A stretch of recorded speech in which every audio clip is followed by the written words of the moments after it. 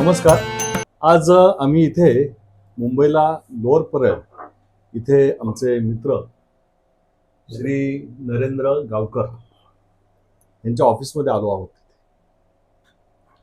यांची ओळख तशी BMCचं इलेक्शन होतं त्या काळामध्ये आमची ओळख झाली आणि ते भारतीय जनता पार्टीचे संघटनात्मक पण काम करतात आणि काम करत असताना त्यांच्या माध्यमातून मला एक गोष्ट कळाली की आपण आत्मनिर्भर भारत स्टॉल ते आत्मनिर्भर भारतचे स्टॉल आपण 200च्या आसपास इथे वितरित केलेत. मला हे ऐकून इतका आनंद झाला की भारतीय जनता पार्टीच्या कार्यकर्त्यांना उभं करण्यासाठी एक सामान्य कार्यकर्ता तो काम करतो. गेले 20 ते 25 वर्ष तुम्ही 45 वर्ष काम करतायत. आज आपण त्यांच्याशी गप्पा गोष्टी मारणार आहोत आणि अशा कार्यकर्त्यांना समाजासमोर आणणं हे आपल्या चॅनेलचं उद्दिष्ट आणि ध्येय आहे. तर आज आपण त्यांच्याशी गप्पा गोष्टी मारूया. माननीय देशाचे लाडके पंतप्रधान नरेंद्रभाई मोदीजी यांच्या संकल्पनेतनं आत्मनिर्भर भारत आज आपण जगामध्ये 4थ्या क्रमांकावर या आत्मनिर्भर भारताच्या माध्यमातून विकास प्रचंड शाश्वत विकास आपण केलाय. तोच आदर्श आपण ठेवलाय की आत्मनिर्भर भारताच्या संकल्पनातून आपण काही स्टॉल सुरू केले. बरोबर.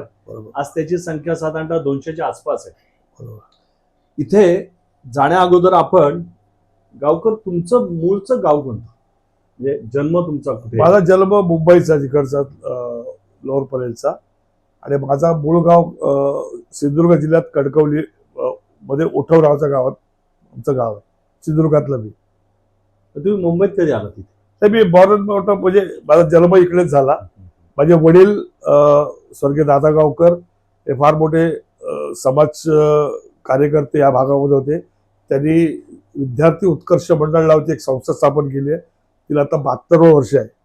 आणि कामगार भागामध्ये जेव्हा शिक्षणाचा अभाव होता, गुंडगिरी माऱ्या सगळा बिल कामगार होतात, त्यावेळी माझ्या वडिलांनी 1954 साली ही संकल्पना मांडली की इकडचा विद्यार्थी हा शिक्षित व्हायला पाहिजे. नुसता बिल कामगाराचा मुलगा बिल कामगार हाता घालून तो शिकला गेला पाहिजे म्हणून ती संस्था स्थापन केली. तिला आता 72 वर्ष होत आहे.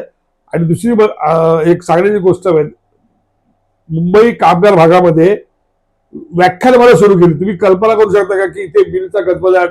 हे किती वर्षापूर्वी? 1954 साली.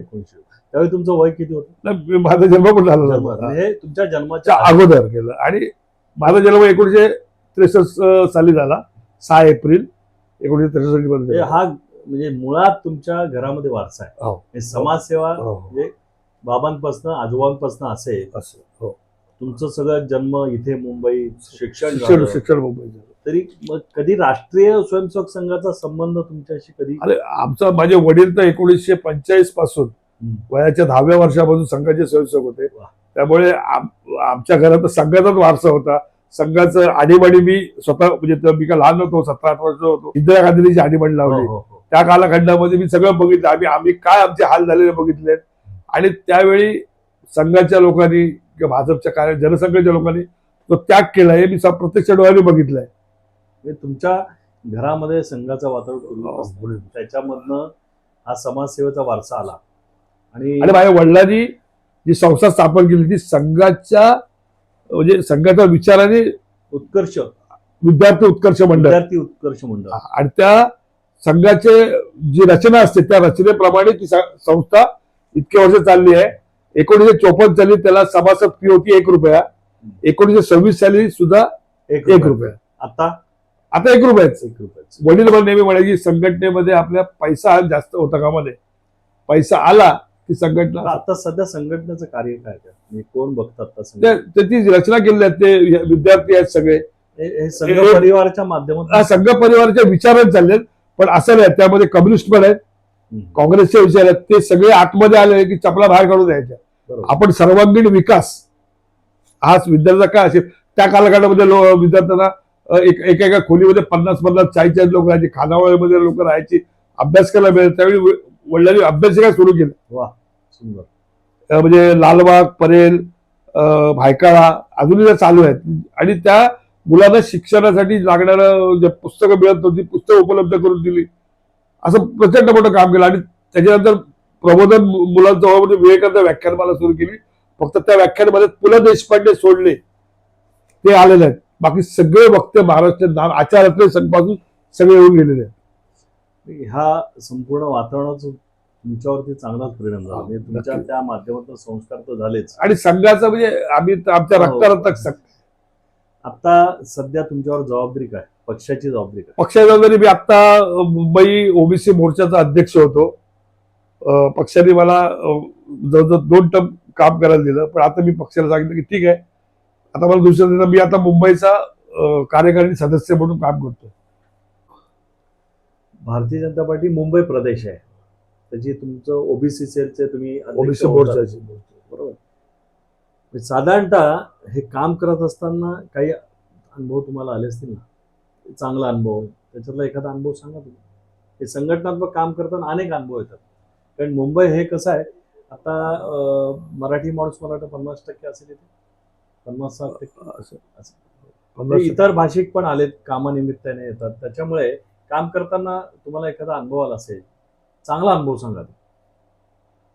चांगला अनुभव म्हणजे की मी जिकडे जिकडे गेलो, ज्या ज्या समाजात गेलो, कारण ओबीसी असल्यामुळे मला प्रत्येक जाती ज्या आमच्या आहेत त्याचं जावलेलं, त्यामध्ये मोदींबद्दल प्रचंड एक विलक्षण आकर्षण बरोबर वाटलं. आणि पूर्वी कसं व्हायचं, तो नेता असा आहे, पण मोदींवर कोण असं मला एकही माणूस भेटला नाही की माणूस हा लबाड आहे किंवा असं काय. तर मोदी पाहिजे, आम्हाला काही करून मोदी पाहिजे. हा माझ्यासाठी एक वेगळा अनुभव होता. कारण ज्या पक्षामध्ये आम्हाला मी जेव्हा ज्या कालखंडात काम करत होतो तर आमच्या पक्षातच कोण यायचे नाही. म्हणजे 2 सीट मिळाल्या तेव्हा पण मी होतो. अटलजींच्या वेळी 2 सीट मिळाल्या तेव्हापासून तुम्ही, म्हणजे त्याच्या अगोदर तो काळ पण तुम्ही बघितला ना. म्हणजे आम्हाला पहिल्या 2 सीट आल्या तर आम्हाला वाटलं अरे वा, एक कुठं आले आंध्र प्रदेश मधून, म्हणजे का रे जिकडे आमचं एक दुसरी गुजरात मधून आली. आणि आम्ही ढोल ताशे विषय वाजवतो. वय किती होतं तुमचं तेव्हा? माझं वय होतं 19 वर्ष असेल, 19-20 वर्ष. ऐन तारुण्यामध्ये. हो. या अटलजी त्यावेळी असताना 2 सीट आले, तेव्हापासून आपले सर्व जनसंघाचे कार्यकर्ते मी तेव्हा म्हणजे भाजप स्थापनेच्या वेळी होतो. आणि माझा जन्मदिवस 6 एप्रिल आणि भाजप स्थापना पण 6 एप्रिल. योगायोग चांगला. आणि त्या स्थापनेला मी इथे रेक्लेमेशनला जेव्हा स्थापना झाली ना, त्याचा मी साक्षीदार आहे. सुंदर. आणि कसं आहे की ज्या परिस्थितीत आता या भागामध्ये कम्युनिस्टांचा जोर होता, आमच्या भागामध्ये कम्युनिस्ट आणि काँग्रेस, आणि अगदी गिनेचुने कार्यकर्ते, एक 10-12 कार्यकर्ते होते. तर आमच्या वडिलांना लोक मागून चिडवायचे, ज्यांचा हवा तंग, तर वडील थांबा, आता नाही, 50 वर्षांनी तुमची हवा तंग करू, वेळ आमच्याकडे. ते आपण बघतोय आता. हा, 50 वर्ष येतील, सगळ्यांची हवा, तुमचा कम्युनिस्ट नामोनिशान नसेल याच्यावर. आता केरळमध्ये पण झालंय. हा. तामिळनाडू, केरळमध्ये जो गड होता शेवटचा, तो पण त्यांचा तो ढासळला. त्यामुळे ते झालं. आणि म्हणजे इतकी त्यांना दुर्दम्य इच्छाशक्ती होती की माझ्या पक्षात म्हणजे इतके विचारवंत आहेत की पुढे असे प्लॅनर आहेत की हे बरोबर आहे, कम्युनिस्टला संपवतील. कारण त्यांचे आमचे विचार हे राष्ट्रवादी विचार होते, त्यांचे रशिया आणि चीन हे लागेबांधे होते, त्यामुळे ते जास्त टिकणार नव्हते. म्हणजे इथे राहून इतर देशाचा विचार, या मातृभूमीचा विचार नाही, त्यामुळे हे संपले. त्याच्यावर कारण म्हणजे त्यावेळी 1984 साली होतात जनसंघ ते भाजप प्रवास तुम्ही बघितला. त्या काळामध्ये अनेक लोक अशी आहेत की पडद्यामागे राहतात. म्हणजे आता परवाच आपण उदाहरण बघूया. बंगालचा शपथविधीचा कार्यक्रम होता आणि त्या कार्यक्रमात माननीय नरेंद्र मोदीजींनी एक 98 वर्षाचा तरुण कार्यकर्ता, आपण म्हणू तरुण का म्हणतो, की तो श्यामाप्रसाद मुखर्जी यांच्यापासून आतापर्यंत सतत काम केलं. त्यांनी कोणती पदाची अपेक्षा केली नाही, सतत काम आणि काम. कधी पद मागितलं नाही, कधी आमदारकी मागितली नाही, जिल्हा अध्यक्ष पद मागितलं नाही, मंत्रीपद मागितलं नाही. कारण त्या माखनलाल कार्यकर्ते, माखनलाल सरकार त्यांचं नाव, म्हणजे त्या व्यासपीठावरती सर्वात आकर्षण ते होतं. म्हणजे भारतीय जनता पार्टीमध्ये आपण म्हणतो काही काळ जातो असा त्या काळामध्ये काही कार्यकर्ते आता जातात, पण जे निष्ठावान कार्यकर्ते हे काम करत राहतात आणि त्यांचं मूल्यमापन आपण बघितलं की सर्वोच्च नेता, देशाचे पंतप्रधान, जगाचे विश्वगुरू आपण ज्यांच्याकडे बघतो नरेंद्र मोदीजी, हे नतमस्तक झाले 98 वर्षाच्या कार्यकर्त्यासमोर. माखनलाल सरकार यांच्यावर नतमस्तक झाले, त्यांच्या पाया पडले. काय कार्यकर्त्यांना हवं काय? म्हणून तुमच्यासारखे कार्यकर्ते, म्हणजे तुम्ही जनसंघ बघितला, भारतीय जनता पार्टी पाहिली की 40-45 वर्ष काम करतायत आपल्या पक्षामध्ये. आपल्याला वाटतं की 4 वर्षापूर्वी आला तो आमदार झाला, पण संघटनात्मक काही अडचणी असतात, त्या काळी त्या माणसाची गरज असते. तो माणूस निष्ठावान राहिला तर तो आपला होतो, निष्ठावान राहिला नाही तो जातो. असे अनेक उदाहरण आहेत. असं आपलं संघटन आहे पक्षाचं, आणि त्या पक्षाच्या संघटनेमध्ये तुम्ही काम केलेलं आहे. आता सुद्धा तुमच्याकडे गेल्या 2 वर्षापूर्वी संघटनात्मक ओबीसी सेल जो आपला आहे, आता एक वर्षापूर्वी साधारणतः असेल, ती जबाबदारी होती. तुम्ही त्यातला अनुभव पण सांगितला की माननीय नरेंद्र मोदींचं प्रचंड आकर्षण आहे समाजाला, पण ते आकर्षण विकासाच्या माध्यमातून आलंय. की गेल्या 2014 पासून तर आतापर्यंत सातत्याने देशामध्ये विकास बघतोय. ते तुमच्या आमच्यासारखे कार्यकर्ते निष्ठावान हे जे पडद्यामागे काम करतायत, ते बंगालचा विजय पण तसाच आहे समर्थ. बरोबर. त्यामुळे तुम्ही हे काम करतायत, आणि हे काम करता करता तुम्ही आत्मनिर्भर भारत संकल्पनेतून तो स्टॉल योजना, ती एक मला सांगा, काय स्टॉल? कसं आहे, मी जेव्हा पक्षाचं काम करतो 80 साला, म्हणजे 77 पण करतो तसा, मी बघितलं की पक्षाच्या कार्यकर्त्यात ठीक आहे, कार्यकर्ता होतो, इलेक्शन येतात जातात, नंतर कार्यकर्ता असं आयडियल राहतो, काय म्हणजे नोकरी आहे तो करतो बिचारा. पण माझ्या मोदीजींनी जेव्हा ही संकल्पना मांडली की तुम्ही कुठलंही काम कमी समजू नका, अगदी पकोडे तळायचं, म्हणजे वडापाव तळायचं जरी काम असेल, एक प्रकारचा तो रोजगार आहे. त्या संकल्पनेत आत्मनिर्भर भारत या संकल्पनेत माझ्या डोक्यात कल्पना की आपल्या अशा कित्येक कार्यकर्ते आहेत की ज्यांना बिचारा रोजगार नाही, बरोबर, ते काम नाही करत किंवा त्याला कुठे संधी मिळत नाही. मग माझ्या डोक्यात विचारला की मुद्रा लोनच्या माध्यमातून ते आपण कार्यक्रम देऊ शकतो. म्हणून मी प्रत्येक जाऊन त्या युनियन बँकेच्या चेअरमनला भेटलो. मला विनय सहस्रबुद्धेने खूप मदत केली. खासदार विनय सहस्रबुद्धे, आमचे संगमलाल गुप्ता आहेत, त्यांनी मदत केली. आणि त्यांनी तुम्ही माझ्याला प्रपोजल घेऊन या. मी जवळजवळ त्याने 100 प्रपोजल दिली. ते सगळ्यांची त्याने 1-1 लाख रुपये पास केली. आणि आज तुम्हाला अभिमान वाटतील मला सांगायला, ते महिन्याला 2 लाख रुपये कमवतात. वडापाव आणि पकोडा साधा विषय आहे, पण साध्या विषयातनं सुद्धा महिन्याला 2-2.5 लाख रुपये आरामात. तुमचं इंजिनियर झाले यांना पण एवढा पगार मिळत. तुम्हाला कॅल्क्युलेट सांगतो ना, दिवसाला मिनिमम 10,000चा धंदा, बरोबर, त्यामध्ये साधारण 2-3 हजार 3,500 खर्च त्यांचा सगळा, म्हणजे मटेरियल सकट, माणसा सकट 5 ते 6 हजार ते घेऊन जातात घरात डेली. झाले ना, झालं तुमच्या हे मिनिमम 10,000चा. काही लोक 15,000 करतात. आता वरळीला, आता काल मला एखादा फोन आला की सर तुम्हाला भेटायचं. बोल का रे? त्याला 3 वर्षापूर्वी मी स्टॉल दिला, तो वरळीमध्ये घर घेतलं. वा, तो कसं काय बोलतो? बोल हो, कुठे घेतलं? 1 BHK घेतलं. कसं घेतलं? त्यांनी मला कॅल्क्युलेट सांगितलं. तो सकाळी 5ला स्टॉल लावतो, कांदा पोहे हे ते 9 वाजेपर्यंत. तो आपला आत्मनिर्भर भारत, आत्मनिर्भर चहा. नंतर संध्याकाळी 4 ते रात्री 10 तो पाणीपुरी करतो.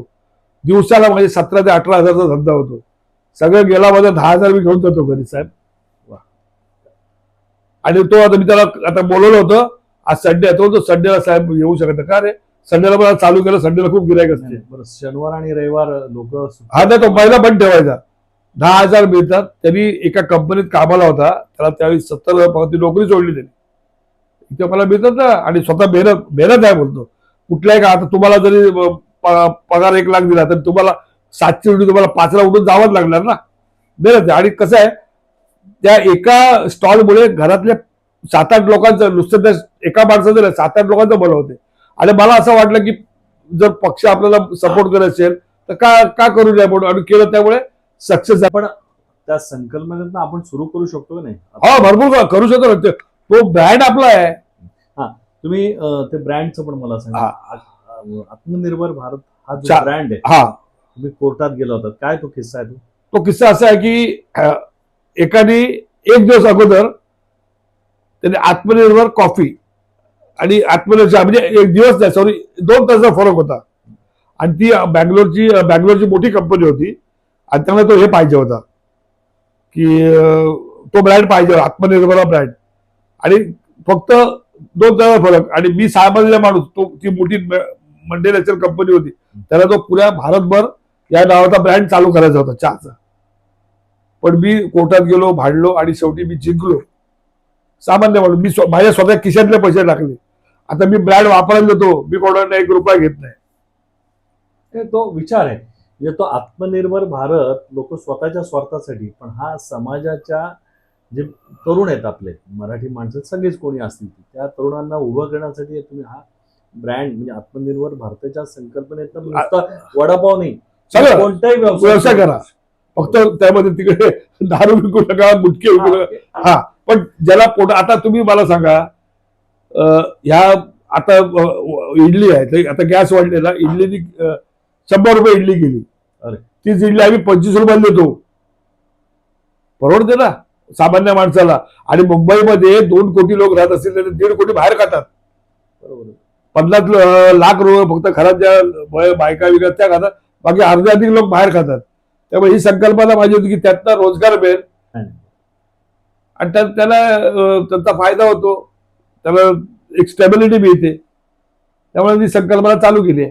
हे झाली मुंबई पुरतं मर्यादित. बरोबर आहे. हा. तुम्ही आता मुंबईमध्ये वरळी असेल, दादर असेल, गोरेगाव असेल, इतर भागामध्ये हो साहेब, मुंबई. पण तुम्ही थोडं कार्यक्षेत्र जर वाढवलं आपलं, म्हणजे आता ठाणा आहे, तिकडे बदलापूर, अंबरनाथ. मी तर मला तुम्हाला सांगतो, BL संतोषजी माहिती आहे आपल्याला, हो, संघटन प्रमुख. संघटन. त्यांनी मला दिल्लीमध्ये सांगितलं एकदा की आप मुंबई में नाही, पुरा भारत में करो.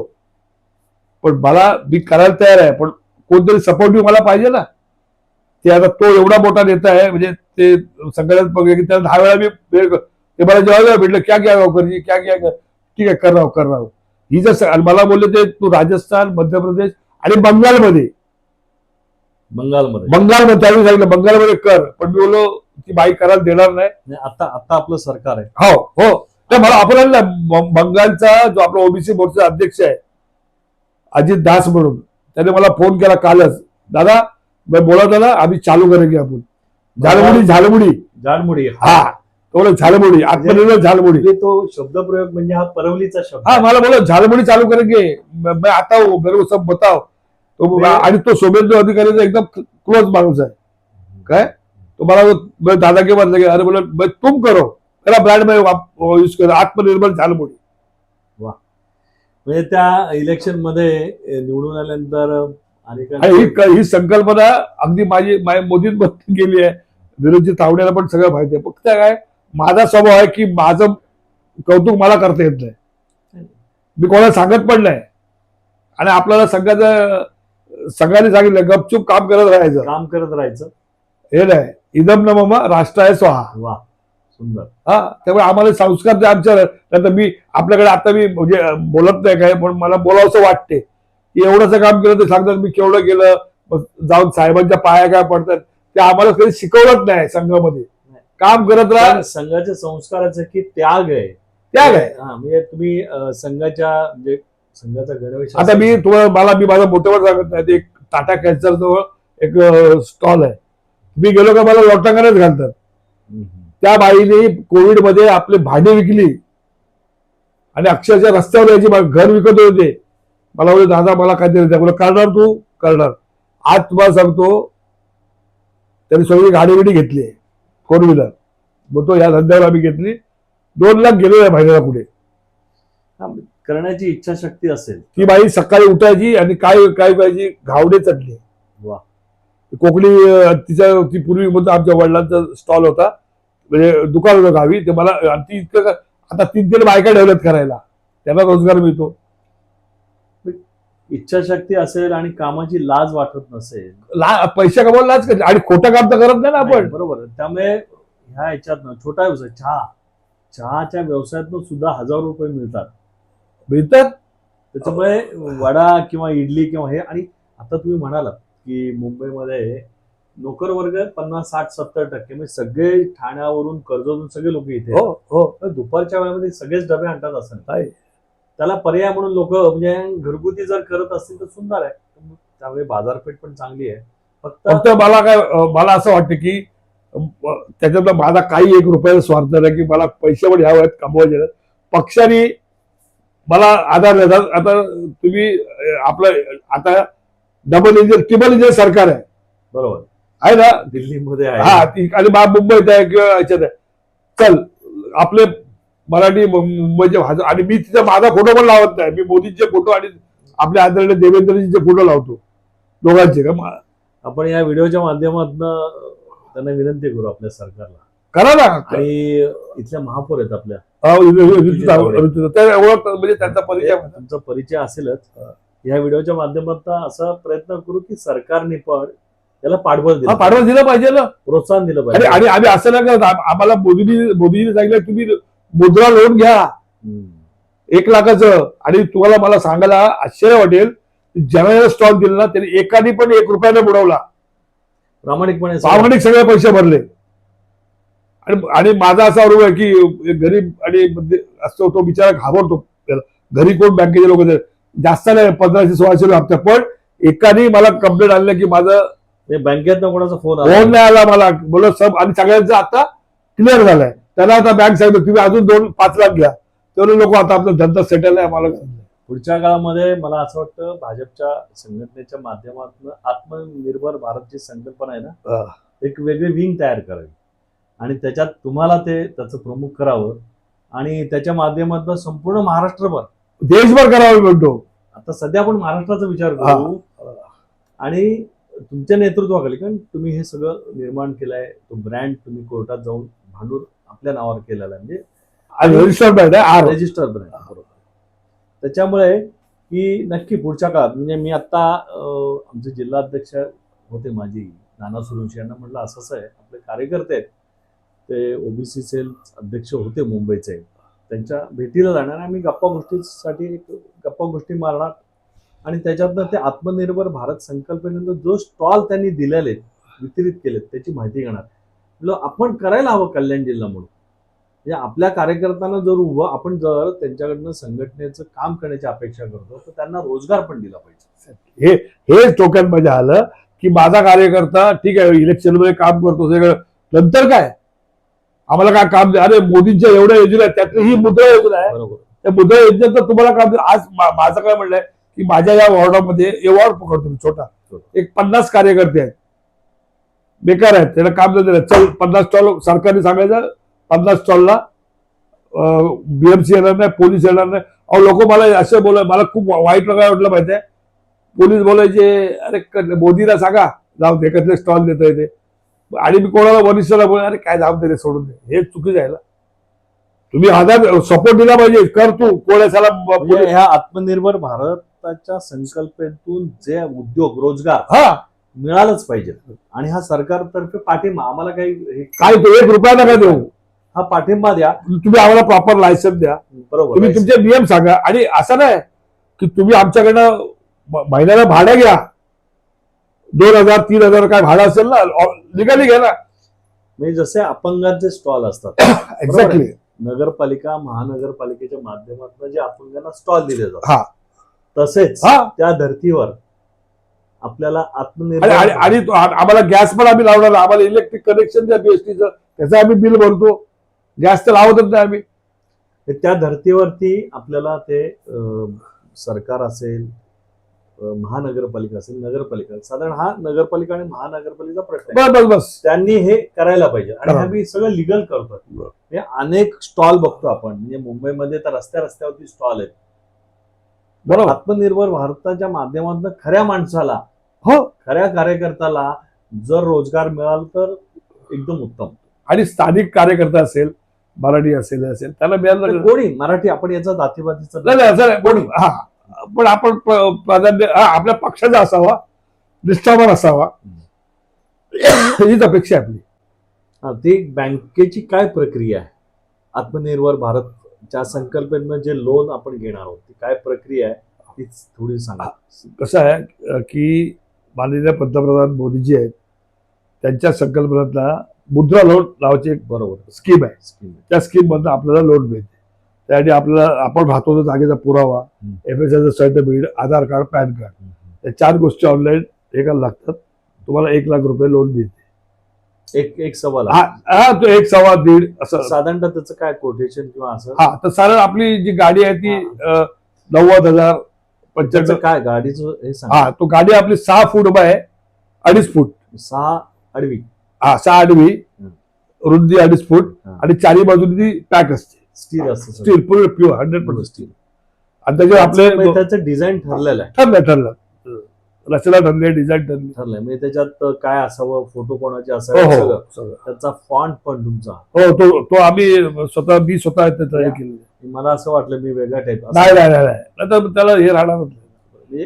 तो ब्रँड सकट आम्ही आत्मनिर्भर हा रजिस्टर केलेला आहे. त्याच्यामुळे तशी ते रचना त्यासाठी साधारणतः 90,000 रुपये खर्च येतो. मग बँक तुम्हाला 1.25 लाख रुपये देते. मग काय आम्ही काय करतो ते त्याला पैसे परत देतो. ते बँक जो बनवतो गाडी त्याला सगळे पैसे ट्रान्सफर करते. तो बँकच डायरेक्ट त्याला करते. बाकीचे पैसे तो रिटर्न करतो आणि मग तुम्ही हे करायचं. 90,000 खर्च. 90,000 खर्च आहे. आतापर्यंत आपण साधारणतः 200 हो, म्हणा. 200. ते आता कधी जाता का तुम्ही त्यांच्याकडे? आता कसं आहे मी त्याला त्यांच्या मला फोन येतात, साहेब व्यवस्थित चाललंय तुमच्या आशीर्वादाने म्हणून सहज चालू ठेव. पण असं कधी आपण म्हटलं की आपण जाऊया एक फेरी, काय चाललंय आपलेच कार्यकर्ते जातो ना मी जातो कसं काय त्यांचे समोर फोन येतात. असं कुठे झालं ना की तो बंद आहे स्टॉल? नाही झालं असं 1-2 ठिकाणी झालं. ते काय झालं की पोलिसांची कटकट सारखी की बंद करा असं कायदा आहे ते. मग बाकी सगळं चालू आहे फक्त. आणि आम्हाला काही लोकप्रतिनिधी आमचे बीजेपीचे आहेत ना आमदार त्यांनी सपोर्टिंग करून पर्टिक्युलर बीएमसी ऑफिसला सांगून बाबा काय त्रास देऊ नका. सुरुवातीला खूप गडबड झाली. बरोबर आहे. रोजगार आणि लोकांना उभं करायचं असेल तर सर्वांनी सहकार्य करायला पाहिजे. एकट्याचं काम नाही.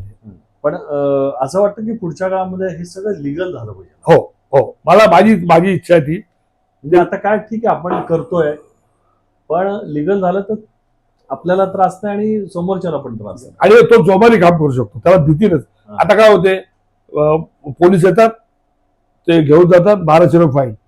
आता प्रत्येक दिवशी 1200 रुपये त्याला फाईन मारला त्याला हप्ता पडतो 1200 रुपयाचा महिन्याचा बँकेचा. रोज 1200 रुपये भरला तर भारतीय 36,000 रुपये तो त्याला कायदा आहे हे करायचं नाही. आपण असं पत्र दिलं तर की BMC ला किंवा की हे लिगल करा, म्हणजे लिगल केलं का प्रॉब्लेमच येणार. आम्हाला साधारणतः एका वॉर्ड मध्ये एक, तर मला वाटतं BMC चे किती वॉर्ड आहेत तिथे? 227 वॉर्ड आहेत. 227 मध्ये 227 आत्मनिर्भर भारतच्या संकल्पनेत एक स्टॉल असं जर करता आलं, कारण आता आपले महापौर आपले आहेत, मुख्यमंत्री आपले आहेत आणि हे सगळे 227 स्टॉल हे गरिबांना कार्यकर्त्यांना मिळाले. आपल्या पक्षाच्या कार्यकर्ता 227 का मुंबईमध्ये 2027 चालतील. आपण एक साधं एक वॉर्ड एक प्रभाग. आणि तुम्हाला सांगतो मला हा ब्रँड मागण्यासाठी इतके फोन आले की आम्हाला विका, पण मी नाही विकला कोणाला. तुम्हाला विकला असतं तर करोड रुपये मिळाले असते. आता ते सांगणं बरोबर राहून कॅमेरा.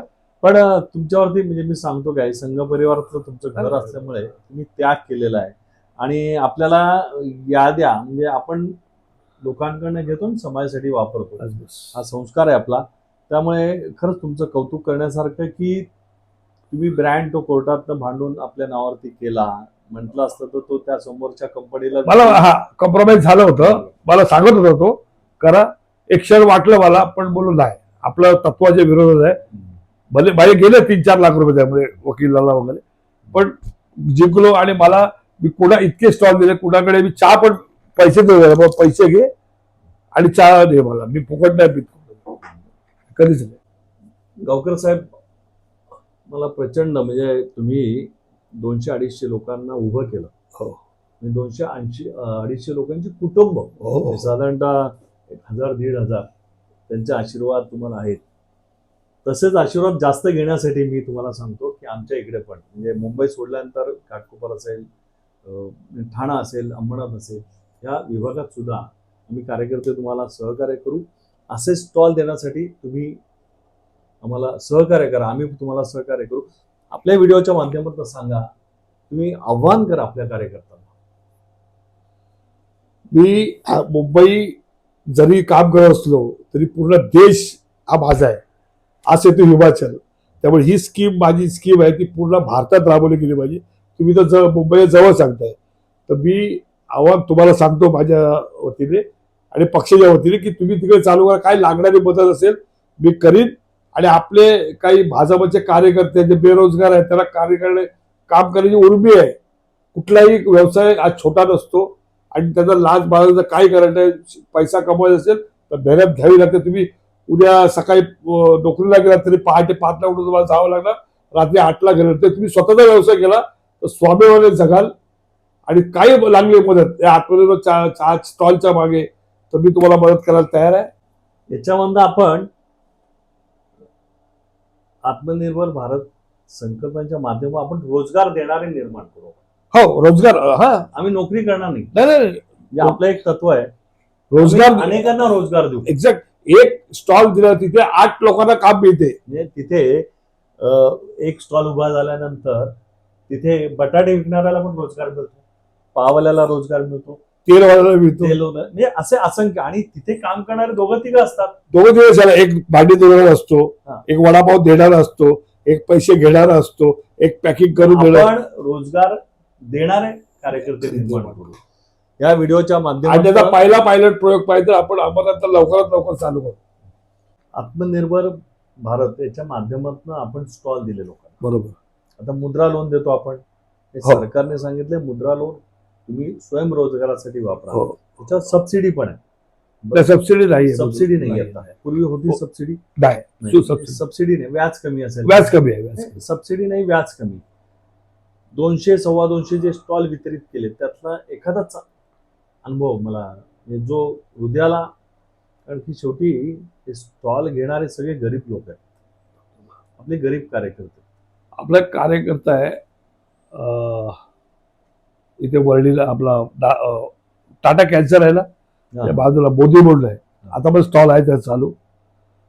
अक्षरशः नवऱ्याची नोकरी गेली, मुलाची नोकरी गेली कोविडमध्ये. 2 टाइम खायचे वांदे होते.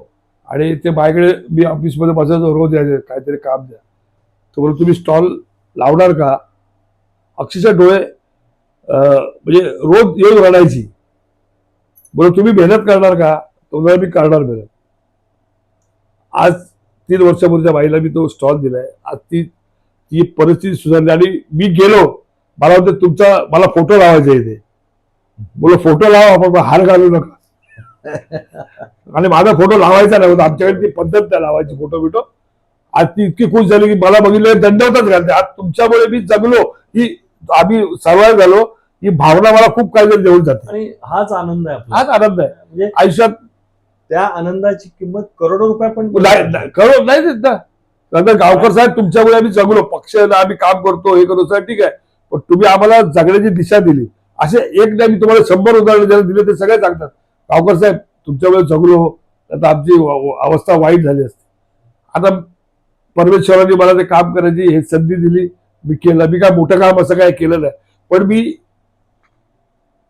200 जाऊ दे, 2 लाख जाऊ दे, 2 कोटी जाऊ दे, एका माणसाला मी उभा केला आणि त्याचा हृदयापासून मला आशीर्वाद मिळाला.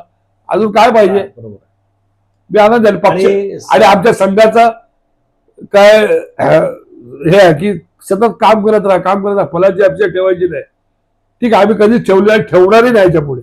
आणि मला काय मिळवायचं आहे म्हणून मी हे काम केलं, अजिबात नाही. संघाचं जन्मशताब्दी वर्ष 100 वर्ष पूर्ण झाली आहे. हो. आणि 100 वर्षामध्ये अनेक संघाचे सेवा प्रकल्प आहेत. हो. अनेक लोक काम करत असतात पडद्याच्या मागे. संघ परिवाराच्या माध्यमातून विविध संस्था आहेत. हे वनवासी कल्याण आश्रम असेल, विद्यार्थी परिषद असेल, भारतीय मजदूर संघ आहे, हे कामगार क्षेत्रामध्ये अनेक संघटना काम करतात, अनेक लोक काम करतात. पण कधी कोणी पेपरमध्ये नाव नाही, प्रसिद्धी नाही असे. आणि त्या संस्कारातून तुम्ही आज हे काम करतात. मी पण कुठे प्रसिद्धी करत नाही, कुठे काय. म्हणून जन्मशताब्दी वर्ष आणि जन्मशताब्दीच्या वर्षातच आपण जे मला वाटतं हे गेल्या तुम्ही किती वर्षामध्ये 2-3 वर्षामध्येच हे सगळं वाढवलं. हा 4-5 वर्ष 4-5 वर्षात हे स्टॉल वाढवले. हे एका रीतीने परमेश्वराने तुमच्या माध्यमातून एक पुण्य काम करून घेतलंय. कारण काय असतं, कामामध्ये आपण देव बघतो. म्हणजे परमेश्वर, ठीक आहे, परमेश्वर आपण मंदिरात जातो, नमस्कार करतो, पण नमस्कार केला पाहिजे, पण तुम्ही समाजाची सेवा करतात. खऱ्या अर्थाने तुमच्यामध्ये देव, ते सगळे 200 लोक 250 लोक जे असतील ते बघतात, आणि ती ते त्यांच्या एकटे ना, त्यांची कुटुंब पण आहेत ना. कुटुंब पण आहेत. म्हणजे हजारो लोक आपण म्हणायला हरकत नाही, आणि त्याच्यातनं सगळ्यांना तुम्हाला पण ती ऊर्जा मिळत असेल. आणि काही लोकांनी मला सांगितलं आमची मुलांची फी भरायची ताकद नव्हती गावकर साहेब, मुलं आम्ही काढून दुसऱ्या शाळेत टाकणार होतो म्युन्सिपाल्टीच्या, फी भरायला ताकद नाही ना. पण तुमच्यामुळे आज मुलं आमची कॉन्व्हेंट मिडियम शिकतायत, शिकली आहेत आता. आज तुम्हाला खूप तुम्ही हे म्हणजे मला आयुष्यात इतका आनंद होतो की बस, आणि काय माझी काय अपेक्षाच नाही काय आपला काय. आणि पक्ष कारण मी ज्या परिस्थितीत गेलो, ज्या 80 सालातल्या पूर्वीच्या, लोक आम्हाला म्हणायचे अरे कुठल्या पक्षाचं काम करतात, तुम्हाला काय देणार, आपल्याकडे काय महानगरमध्ये सत्ता नाही, काय विधानसभेत नाही, कुठे काय करणार, पण आम्ही निश्चित काम केलं. अटलजींचं वाक्य आहे, हा कमल खिलेगा. आज बंगालमध्ये कमल फुललेलं आहे. तर आणि तसंच आज गावकरांसारखे असंख्य स्वयंसेवक आहे. आम्ही त्यांना भाजपचे कार्यकर्ते म्हणणार नाही. मी पहिला स्वयंसेवक आहे, नंतर भाजपचा कार्यकर्ता. म्हणजे बंगालचा विजय सुद्धा स्वयंसेवकांच्या मुळे त्यागाने झाला, त्याग. हे असंख्य स्वयंसेवकांची आहुती, जे आज खऱ्या अर्थाने जो बंगालचा विजय भारतीय जनता पार्टीचं, तर त्याच्यात योगदान आहे. माननीय पंतप्रधानांचं योगदान आहे, अमित शहाचं योगदान आहे, आपले मुख्यमंत्री देवाभाऊंचं योगदान आहे. पण जो बेस आहे म्हणजे डॉक्टर हेडगेवारांपासून, तेव्हापासून 1934 सालापासून बंगालमध्ये श्यामाप्रसाद मुखर्जी आहेत, जनसंघ स्थापन केला, तेव्हापासून असंख्य कार्यकर्त्यांचं योगदान आहे. आणि हे योगदान करताना तो विजय आत्ता मिळाला आहे. 50 वर्षानंतर, म्हणजे कम्युनिस्टांचं मला वाटतं किती वर्ष, 34 वर्ष काहीतरी होतं, यांचं 15 वर्ष होतं साधारणतः. 50 काँग्रेसची 50 वर्षानंतर, म्हणजे 50 वर्ष आम्ही तिथे झिजलो. अनेक स्वयंसेवक भाजपचे असतील, संघाचे असतील, अनेक स्वयंसेवकांचं बलिदान तिथे झालंय. अशा बलिदानातनं ते सरकार आपलं आलंय.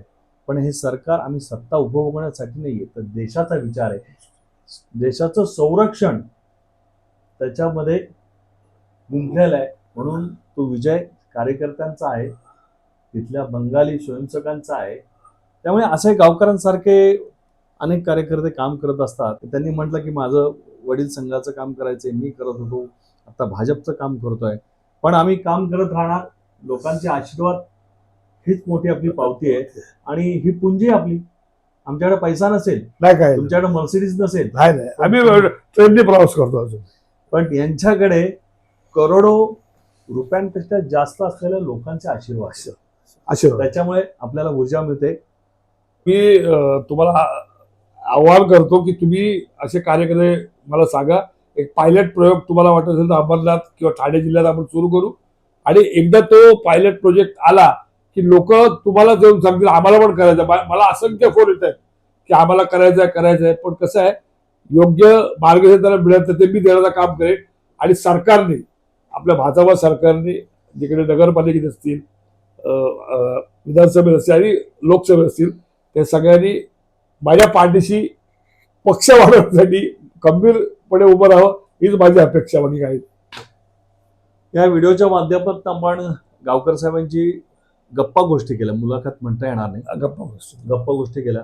आणि गप्पा गोष्टीच्या माध्यमातून आत्मनिर्भर भारत आणि ब्रँड यांच्या नावावरती स्वतः कोर्टात भांडून तो घेतलाय, आणि त्या ब्रँडच्या माध्यमातून अनेकांना रोजगार दिलेले.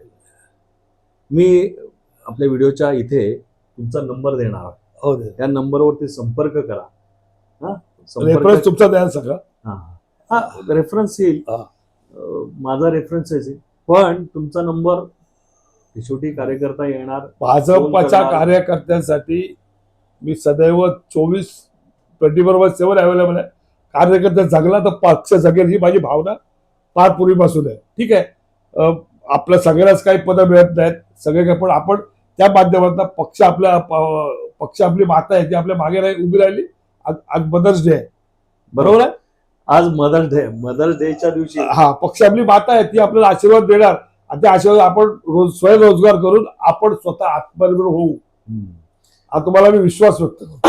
या आत्मनिर्भर भारताच्या माध्यमातून स्वतः आत्मनिर्भर होऊ आणि इतरांना रोजगार देऊ. बरोबर. या शेवटची ओळ आपण इतरांना रोजगार देऊ ही शेवटची ओळ सगळ्यांनी लक्षात ठेवा आणि आपण गावकऱ्यांसारख्या कार्यकर्त्यांचं अभिनंदन करू, कौतुक करू. परत एकदा नवीन विषयासाठी आपण परत भेटूया. धन्यवाद. धन्यवाद.